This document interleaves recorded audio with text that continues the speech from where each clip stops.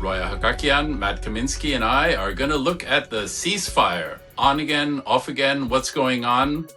What is going on? What's up with the ceasefire? Is it happening? Okay, it's happening. It's been extended, but Strait of Hormuz, it's not even open. Apparently it is open, depending on who you ask. What's going on? Roya, Matt? Damned if I know. I am completely puzzled by the notion of an indefinite ceasefire. I thought I understood You're right. what ceasefires were all about, but the idea of it being indefinite has me entirely puzzled. I just think it's another example of the danger of improvisational foreign policy. This applies to all parties in this conflict, and the danger of signaling what you are doing before you are doing it, which seems to take away your leverage. If, let's say, if you're the U.S. I know that from the point of view of the Israelis, this is deeply frustrating because they would want to continue to hit in both Lebanon and in Iraq. The Gulf states too, they want the attacks to end on them, but they also don't want to leave an empowered Iran. I guess if you're stepping back, and I think there's a danger too for us as media people of doing war commentary that feels like sports commentary.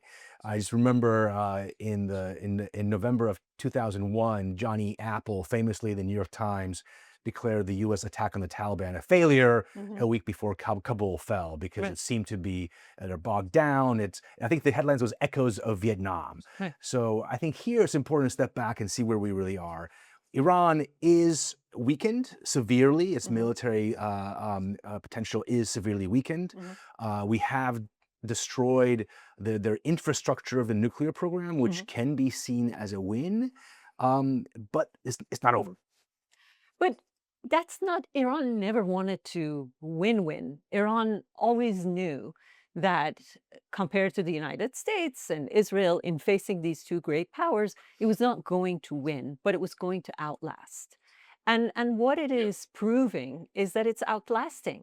And the notion of an indefinite ceasefire means that, you know, we might as well call it quits, because what other gift could they possibly get better than something that has been entirely postponed?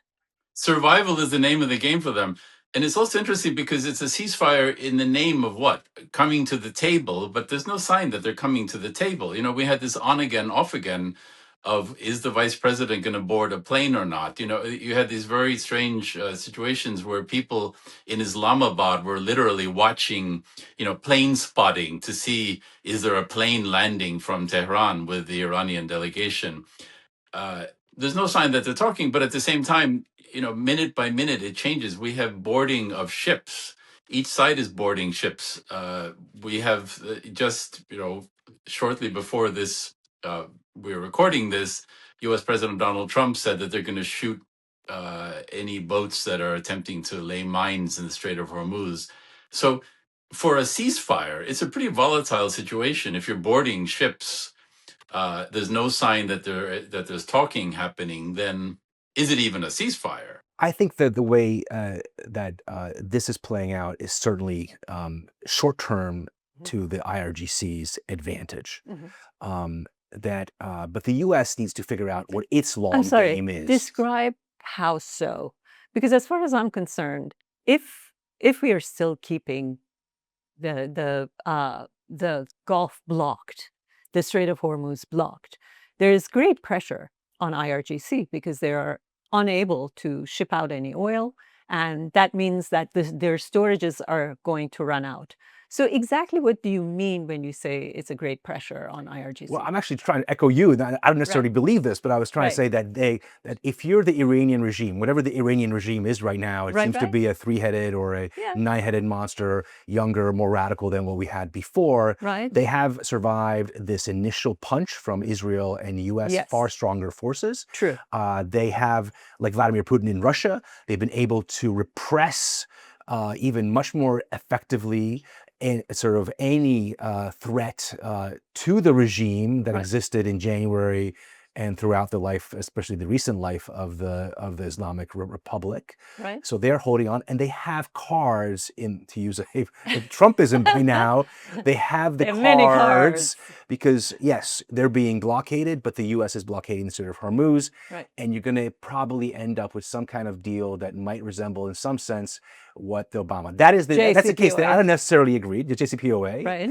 I think what the U.S., it would seem, needs to probably articulate or have in mind what is the American long game. It's clear what the Iranian long game is: regime survival. That's it. Long game for any hard authoritarian regime is how do we stay alive and not end up like Muammar Gaddafi in a ditch. Yeah. Which is also what they do. I mean, this is the fascinating thing to me, is that they've been in power for 47 years and they manage to always prolong. They buy time. You know, we look at, they managed to survive the 8-year Iran-Iraq war. Or most recently, the 12-day war. And apparently, they've been regrouping since that 12-day war ended. This is what they do. They always find a way to schlump along and survive and live to fight another day. And nobody can deal the death blow, it seems. Sanctions have been tried. Everything's been tried, and nothing seems to do it. Before we go to the point of what's the U.S.'s game, but what's the invocation of the Iran-Iraq war by the Iranians, and as people have written, the key figures were formed during the Iran-Iraq war, and that's the experience they're going back to. We survived the onslaught from Saddam. That, in fact, sort of created the kind of the hard man core of the current Iranian elite. And the danger for the U.S. is that we are kind of recreating that experience, and we're going to be recreating that establishment. The counter, it seems to me, to that is for the U.S. to say, okay, when we started this on February 27th, we said we're going to, and I'm interpreting this because this was not said clearly, we're going to try and hit the regime and see how much it wobbles. We're going to try and neutralize their military and their nuclear program, and then the key thing is the day after this ends is to give space potentially to the Iranian people to sort of possibly rise up and change the regime. I agree. Yep. There are several very important points. One is that you refer to the three-headed or several-headed monster. I think that that's the image that a lot of experts are giving to the rest of us. That somehow there was a lesser-headed monster. It just had one or two heads, and now it's worse than what it was. I think the reality is that these are the people who were really always the power brokers in Iran. They just had, from time to time, they felt the necessity to put up a better disguise or front in order to appease, whether their domestic audiences or international audiences. But the power brokers haven't changed. We're meeting the same cast, this IRGC, and it's now a maimed supreme leader who has allowed the IRGC to call the shots.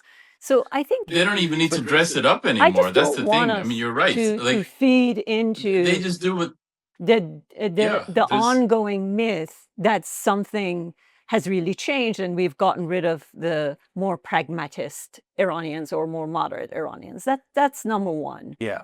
And number two is that I think one of the disadvantages that the United States had was to be under this illusion that somehow if they just clink, if they just deliver a small blow, then Iran will blow up because obviously, Iran had gone through its greatest demonstrations and protests in January, and somehow under the bombs, people would take to the streets and overthrow the regime.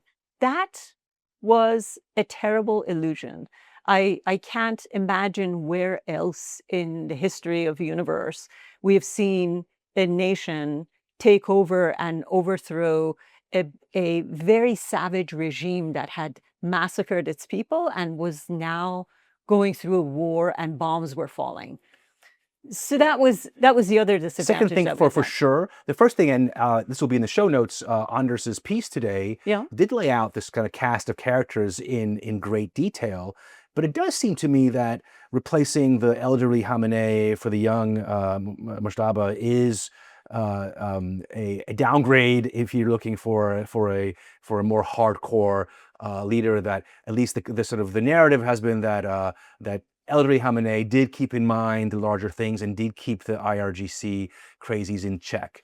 Laranjani is gone. He was seen as being a Pragmatist. more pragmatic, and then you've completely kind of marginalized the old Rafsanjani crowd, that they cared more about their billions in end business, But and they didn't weren't care in about play God. anyway. We saw Rafsanjani's daughter from time to time make some noise. She got arrested from time to time. But all in all, they were not the real power holders in Iran. So anyway, I think people are making too much of this thing that Anders, something do you agree? I'm drastic- kind of curious. Anders is the one again whose piece in the show notes you'll see is you kind of laid it out there, this sort of new cast of characters. Do you think this is sort of more of the same, or do you think this is actually more and worse?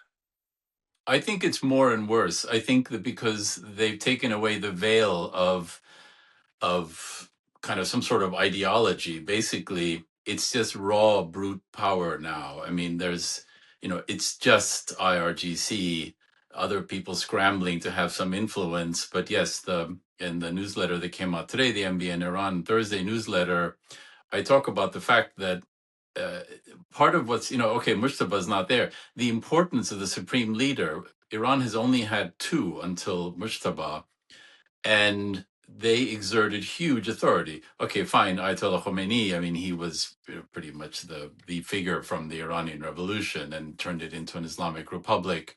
He had a certain level of authority. Mustafa's father, Ali Khamenei, didn't quite have the clerical authority that you would have expected the successor to Khomeini to have, but he managed to build up his power by enabling all these other forces, and those are the forces that now run supreme. But at least there was the kind of the veil of a supreme leader that they could do their nefarious deeds behind, and now that's gone. And I mean, just these written statements from Mustafa that are allegedly Well, we from don't even know if he's Mustafa. alive, right? It's I a mean, I very guess strange way to. yeah. Oh, Do you think the- who's actually running the country? Do you think, Of Roya? course. I'll turn to Roya. Yeah. IRGC, and apparently Mustafa's face has been burned, so he Is that what it is is? Okay. unable to Yes. speak properly and all that. And this isn't how he wishes to appear, especially for the first time. So he has delegated all responsibilities to IRGC, or rumor has it. Yep. So the president, foreign minister, speaker of parliament, Nobody. these are They- nobody is okay. But here's my point. Yeah. They never were anybody. Yeah. I mean, when at the most critical points throughout the last 47 years, whenever there has been a very critical moment when a very important decision has had to be made, it's been the IRGC or the supreme leader who made those decisions. It was never the president. In fact, what these crises have always revealed is how incompetent, or impotent, I should say, the president of Iran has always been. It's not a position that's endowed with power. Yeah. But let's go back to the ceasefire, because Yeah. I think I think the administration deserves one, aside from its improvisational decision making, it deserves one credit, which is that if they can manage to keep the blockade on for a few more weeks, then the IRGC is in serious trouble, because if they're not able to ship out oil and they're not able to actually store them, then what are they going to do with all the oil? And that seems to be the problem that's staring them down in the face. So I don't think the ceasefire How much really. do they care, though? How much do they care if the people suffer? Not very much. But they suffer too, because they can't pay their themselves. own lackeys. So how do they survive? Right. So it's funny you should mention paying themselves, and earlier you mentioned Rafsanjani, because yes, we look at Iran not just as Iran, but its role in the world. Where does its oil go? Who does it sell it to? But another topic we're going to talk about today is Iranians abroad, and specifically the children, spouses, other relatives, cohorts, if you will, of the Iranian elite. And that's been in the news because they've been doing this for years. It could be business interests, they could be studying, maybe in air quotes, maybe not, buying up property. So, Roya, you want to tell us about that? It seems to have been in the news lately. Well, let's, as Matt said a little earlier, let's pull back and look at this as a broader picture. Because in a broader picture, what you discover is that the idea that these relatives of regimes, senior officials have been able to be building these lavish lives in Canada, United States, and throughout Europe is in part one of the major sources of discontent inside Iran.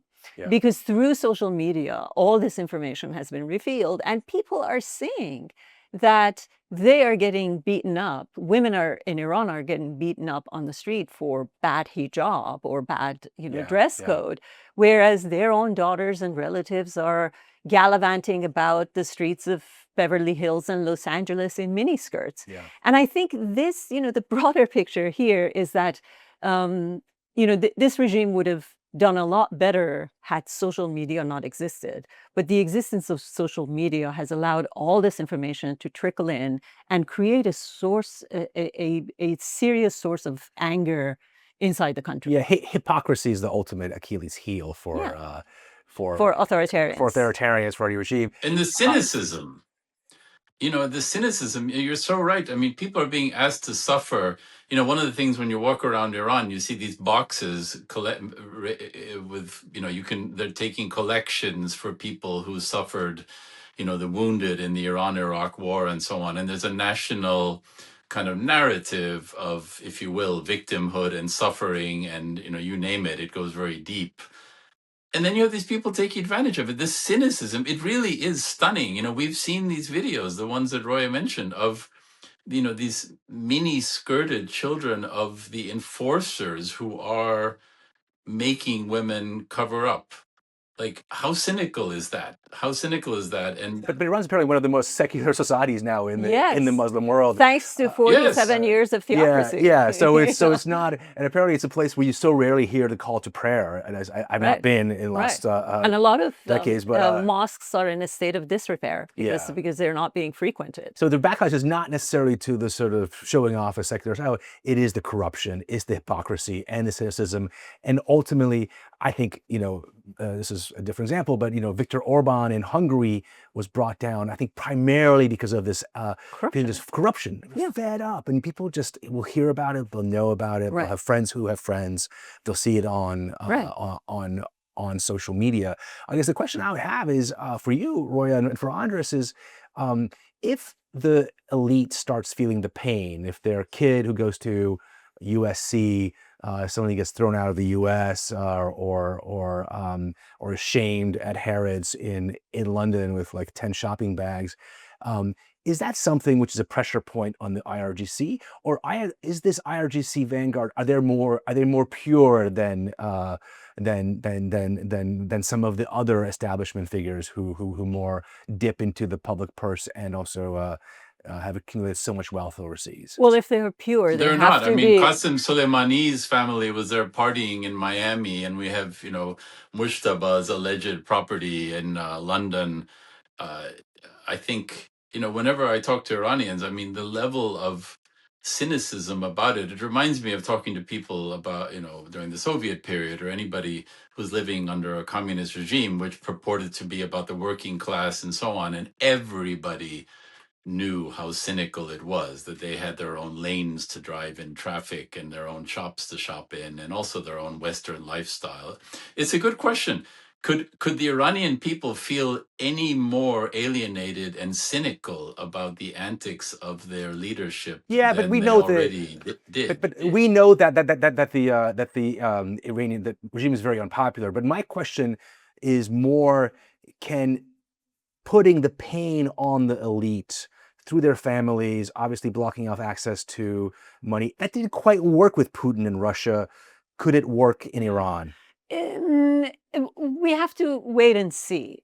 But I'm not sure. Some of it has been painful, not just because the kids are unhappy to be deported to Iran, but also because the kids are on the side of protesters. Oh, okay. I was involved in Yeah.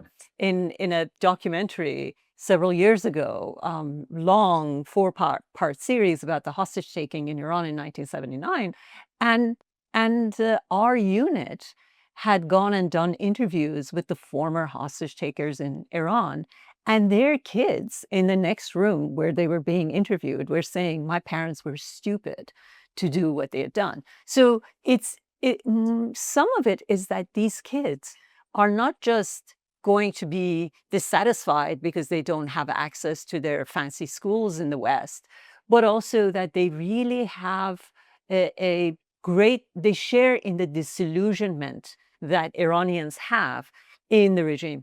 But I think there's something that's really worth pointing to. And again, I think that goes back to so much of bad information that keeps circulating, especially in Washington. And it's that everybody, I have seen many times, on respectable broadcast networks, on the day that Khamenei had died, they show people in Iran pouring to the streets, celebrating and dancing. And then they show a demonstration of a group of people who are beating their chests because the leader is gone. And they say, well, there are these people, and then there are those people. And I think what's really Yep. important to say is that people have lost faith in the regime and its ideology, or a sense of purity, or divine mission that they had in it, say throughout the 80s. It was very easy for the regime to recruit soldiers to go fight in the war against Iraq. It's not easy for the regime to do anything similar to that right now. So what I'm trying to say is that what we are witnessing is a loss of ideological belief, and what in even by their own elites within their own system. But that's And we're right. meeting the corruption. And what really confuses us is the turbans and the robes, because they still have kept the disguise. Right. But that's been the You case know, for Roya, so I have decades, though, right? I here's mean, my Yeah. question yeah, is that, yeah. famously, when Nazi Germany attacked the Soviet Union in 1941, there was a lot of dissatisfaction inside the Soviet Union about the ideology of communism. It had basically been in place for almost a quarter of a century. It had clearly failed in many ways. Stalin had managed to really brutally put down various populations in the 1930s. And the Soviet regime cleverly, it now seems obvious in retrospect, but they turned to this defense of Mother Russia. You saw, in their case, religious sort of iconography, literally, being used, but basically patriotism and defense of the motherland against this terrible external aggressor being used to rally people. So I think a key question, and one that I hear a lot from people, is, okay, people don't like the regime, to put it mildly. They're cynical, they're fed up.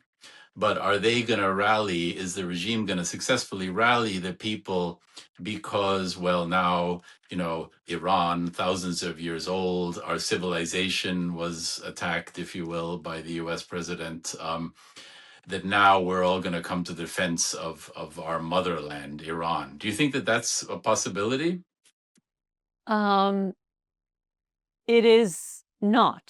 People are not going to band with the regime because they think that, on balance between an American attack and the regime, they're going to choose the regime against America. No. But something important has happened, which is that after the brutal massacre that took place in Iran in January, and since the regime hasn't fallen nearly 50 days after the severe bombing by two greatest militaries in the world, the the feeling that's sinking in inside Iran is that they are irremovable, that we are facing a regime that just simply cannot be toppled. We couldn't do it through peaceful means, and Americans and Israelis couldn't do it with bombings. So let's find ways of reconciling and figuring out how to live with them. interestingly enough, there was one of my favorite New York Times broadcasts is The Daily. And a couple of days ago, this is what The Daily had on. They were interviewing some Iranians, and they were saying, it's now clear to us that nobody can make this regime go away. And that's terrifying, not just domestically, but also for the region, right? I mean, all the Gulf countries and everybody else who has to figure out how to live with this, savage regime next door. And if that is sort of calcifies as the sort of as the impression, then it can be its own sort of self-fulfilling prophecy. Defense, You can get the Chinese sort of back supporting them, that they're inevitable. I will. Well, if they come through, Russia and China will be endorsing and supporting them even more. I don't want to overdo parallels, but I just remember covering the fall of Slobodan Milosevic. Please overdo parallels. Okay, I love hearing them. So a year before, NATO bombed Serbia to get them out of Kosovo, and there's a feeling, this has unified the Serbs against the West, and behind Milosevic, he was out of there within a year. And not the next day, but within 12 months. I'm not saying the same can happen here, but it was always my hope. Yeah. That there would be a bombing similar to what NATO did in 1990 in Yugoslavia, and then a year later people would rally. Yeah. But the problem is that this regime has accounted for all of those past failures. They have been very closely studying, the fall of the Soviets and the fall of Milosevic. The great surprise, I think there's two surprises. One, that there's not much planning done around what's going to happen if the Strait of Hormuz is closed. We could have mobilized, the strategic reserves in the U.S. and elsewhere ahead of time. The second surprise is I remember being in the Gulf just before the bombing, and then I was like, well, surely the Mossad and the CIA are talking to people there and have identified people who are going to step in and they will make deals with, or they can be the ones who could lead some sort of not regime fall, but regime transformation. That was the best thing you're going to hope for, was too much to say regime change immediately, but regime transformation away from Russia and China, more toward us. Let's be pragmatic together. And that just seems that there was apparently either they miscalculated. The plans they had were not didn't really pan out so far, right. or they didn't have any plans, which is even more worrying. There was kind of a hope that Bibi Netanyahu had, and Donald Trump, who I'm not saying he followed. But let me jump in with this, which is, stepping back for a moment, they may not be good at their internal propaganda. They clearly have not convinced their population that they're great people. But they seem to be really good, whether it sticks or not, that's a different question. But they have some pretty highly developed video and meme production out there that is sweeping the world. You see it posted on Iranian embassy Twitter X accounts.